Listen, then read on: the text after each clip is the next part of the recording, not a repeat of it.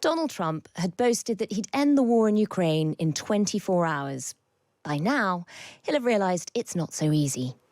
Having already left Trump's envoy, Steve Witkoff, waiting for 8 hours for a meeting at the Kremlin on Friday, we now learn that Vladimir Putin also delayed the big phone call that was supposed to hail a historic ceasefire yesterday. He was deliberately an hour late. While Donald Trump sat by the phone waiting for it to ring, perhaps it became clear that telling Russia they held all the cards might not have been the strongest way to start a negotiation. It's hard to know exactly what happened in that call. The White House and the Kremlin have briefed up very different interpretations. Russia says there can be no ceasefire until the US cuts off all military aid and intelligence sharing with Ukraine. Donald Trump said the question of aid never came up. Either he wasn't paying attention or the interpreter has a lot to answer for. What both sides did agree on was an immediate halt to attacks on energy infrastructure, an agreement that Russia has already broken with fresh drone attacks overnight on Ukraine's energy infrastructure. For Russia, that phone call was clearly a victory. Putin's inner circle rushed to social media to declare it had been historic and epic. The former Russian president, Dmitry Medvedev, went one further, tweeting, "The phone call between Presidents Putin and Trump proved a well-known idea. There is only Russia and America in the dining room. On the menu, light appetizers, Brussels sprouts, British fish and chips, and Paris rooster. The main course is a Kyiv-style cutlet.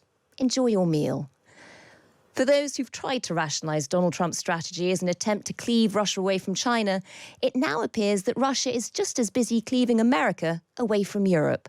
And it seems to be working. This lunchtime, we'll explore what all of this could mean for Ukraine and if Europe could go it alone, defending itself and supporting Ukraine without American help. And to answer those questions, we have expert help. We're joined by General Sir Richard Barrons, former commander of Joint Forces Command, who has hot-footed it to the studio, fresh from blotting the ink on the UK's defence review, which he's been putting together for the last few months. Richard, thanks so much for joining us. That phone call yesterday was supposed to end the war in Ukraine. It clearly didn't. What did you make of it? So I think the first thing to conclude from that is Russia is really a long way away from either thinking that it's not going to achieve the same war aims it's had for more than 3 years of war, or that it's going to have to make any concessions in some sort of deal that may or may not be brokered over the heads of Europe and Ukraine by President Trump.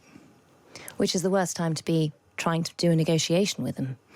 Yes, it does feel rather one-sided, and I think there are two major issues in play here. The first is, what is the embryonic relationship between President Trump and Russia? And is the US administration making a clear choice to achieve a rapprochement with Russia over the heads of Europe?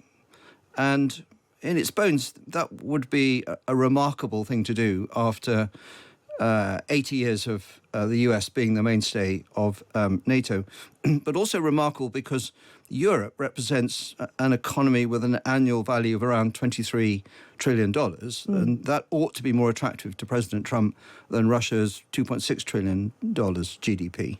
And yet there does seem to have been a pivot in all of the rhetoric coming out of the White House. A lot of people in Europe are very nervous about it. The J.D. Vance speech at the Munich Security Conference. There is a lot of uncertainty in Europe about whether America would still be committed to European defence. I mean, if they do end up withdrawing military aid from Ukraine, as Putin has demanded, would Europe be able to make up the difference? So if there's a cliff edge in the absence of US support, and that essentially means that the current flow of weapons and ammunition and equipment, and indeed also intelligence and other forms of support, if that is suddenly turned off, then it leaves a void which Europe will really struggle to fill quickly. We should remember that quite a lot of the weapons and ammunition that the US sends to Ukraine is paid for by the American taxpayer and made in the US. So one option for Europe is to buy the same stuff from US industry, and that could theoretically happen as quickly as long Europe as the US puts up the agrees. money but buys off-the-shelf weapons from America. Exactly that. So it'd be interesting to know whether President Trump supported that because it would clearly be advantageous to American employment. The issue for Europe is not really one of wealth or affordability, given the wealth of Europe. It's about choice and speed. So faced with this dilemma, if Europe made the choice to mobilise, and that means finding more money much faster, accelerating its procurement much faster, and binding in behind the Ukrainian military much faster, then the gap could be closed reasonably quickly. And of course, Ukraine has 800,000 people in uniform. It has quite a strong defence industry. So it's not as if everything stops just because US aid may stop. How long do you think they'd be able to fight on, though, with their own resources? As you mentioned, Ukraine does have a huge burgeoning military industry. And with European help, would they be able to win? So we want to be really careful when we use the word win, because there's some dimensions to this conflict I think have long been really clear. The first is Russia doesn't feel defeated, and at astonishing cost in young lives is continuing to nibble away at more Ukrainian territory. Currently sits on about 20% of what is Ukraine. And Ukraine is pretty good at making that Russian assault really hard work for them. But they're struggling to stop it completely. But what Ukraine cannot do is find the people to create the offensive military forces that could throw the Russians out of Ukraine. So the Ukrainian options are limited to a really successful, active defence, and that requires firepower and surveillance and intelligence and data and all of those things that Ukraine has become very good at and is supported by its allies. So the only course open to Ukraine, supported by Europe, if the US walks away, is to be so good at battering the Russian offensive that it becomes clear to Russia that there isn't anything to be gained by continuing. So, for example, Russia may take 1,200 casualties a day, killed and wounded, and it seems to absorb that reasonably comfortably. But what if those figures were doubled day on day, week on week, for as long as necessary, without much territory changing hands, or maybe the equation would change? And that is, for all sorts of reasons, an astonishingly poor prospect for everybody. You talked a bit about Europe, not just Ukraine, but actually Europe being able to defend itself. And over the last few weeks, there have been moments where a lot of us have been thinking the unthinkable. What if America walks away from NATO? Under those circumstances, what does European defence look like? What needs to happen to get us to a place where we could have NATO without America and still feel secure? So I think we want to be clear that on the evidence that's appeared since February, the security paradigm from which Europe has benefited mightily since 1949 appears to be shifting, changing and possibly ending. It's very hard to know definitively, but a couple of things have become clear. In the run-up to the Munich conference, the US Defense Secretary announced that the US is going to do less for Europe. It has other concerns, Indo-Pacific and its own borders. And that should have been a surprise to nobody, because the US has been saying for more than 20 years, you wealthy Europeans, you must now do more for your own defence. And you have prospered on the back of the American taxpayer, and you're spending your money on a welfare offer that we don't want and couldn't possibly emulate. But what we're faced with potentially now in Europe is this cliff edge where the US withdrawal is not only going to happen, but substantively and quickly.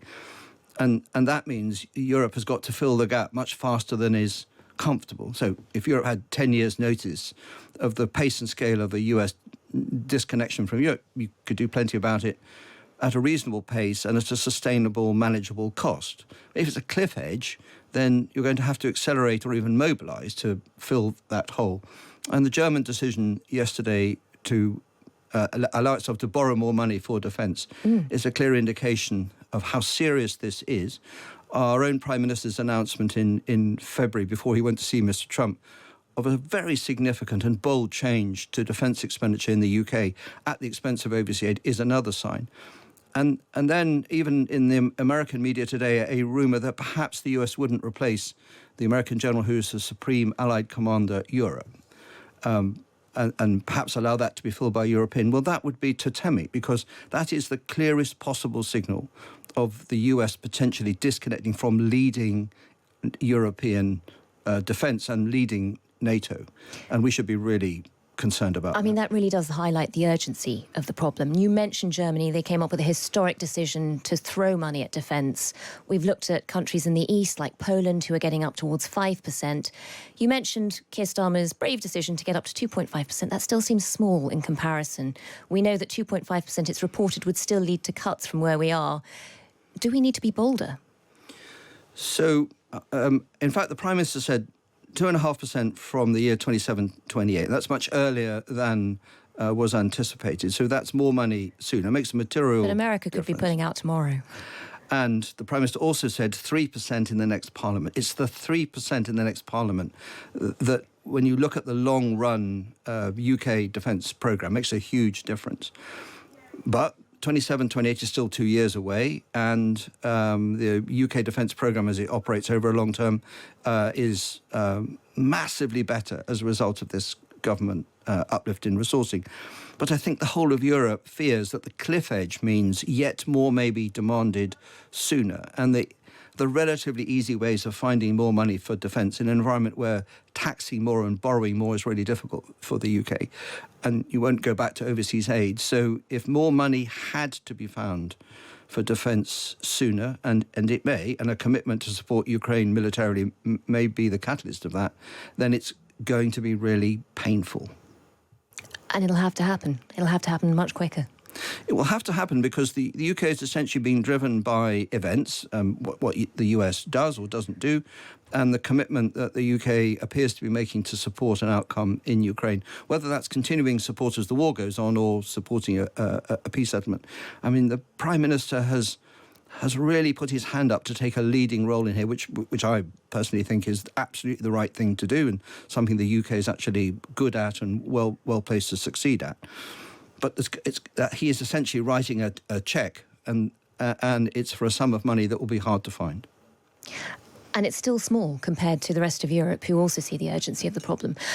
I know you can't really talk about the Defence Review, which obviously you've spent months working on. It's gone to government. It hasn't been published yet. We're not going to ask you to break the Official Secrets Act live on air, I promise.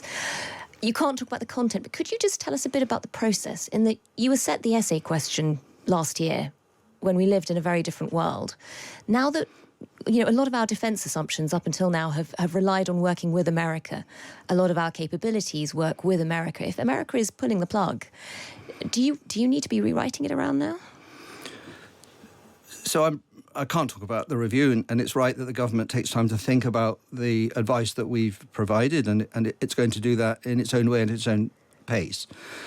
But I think if you look at this from a European-wide perspective, there are common features to many countries. The first is we're in a new era. That whole post-Cold War era, long gone, and we're in an era of profound risk to our security and prosperity, and that's going to require different treatment. All European armed forces are in a condition that the post-Cold War era led them to be, 30 years of relative calm and security and a big American buttress. So that's all going to be different. And then, as we've seen in Ukraine, how war is fought is changing because technology is changing. And that's quite a complex recipe. It's that there are no silver bullets. I mean, drones don't fix or replace everything, but it is going to change. So any European thoughts about defence are going to have to grapple with those sorts of three factors. What we're really having to consider now across Europe is the pace of that change, and in particular the pace and scale of potential US reductions in support, because that's the cliff edge that you would have to move really quickly to fill, and it would be hard given the sophistication of American support, and that's both military and industrial, and expensive. The Times has reported that some defence sources say we shouldn't be buying American now. Obviously, we're tied up, our nuclear deterrent is tied up with American, it's an American partnership. Can we rely on those things working? Should we be trying to back out? So I think two things. One is that there doesn't appear to be any immediate peril to very long-standing, comprehensive and complex arrangements with the way the UK and other European armed forces work with their US counterparts. And that touches on big things like the F-35 aircraft programme, which is built by America, but European industry has a huge hand. But which at the same time Canada has now halted their own, and they're getting Saab to assemble a sort of a European one instead. Should we be doing that? So and Portugal the same, having a think about whether they want to buy it. So I'm sure these are considerations that are really going to play quickly. And in fact, from a UK perspective, just in the air domain, the government is having a big think about the Global Combat Air Programme, which is an entirely UK-driven with other international partners, Italy and Japan, which doesn't touch on the US. So there are already ways the UK is thinking about assuring its future on a more international, less US basis. But honestly, this can't be that quick.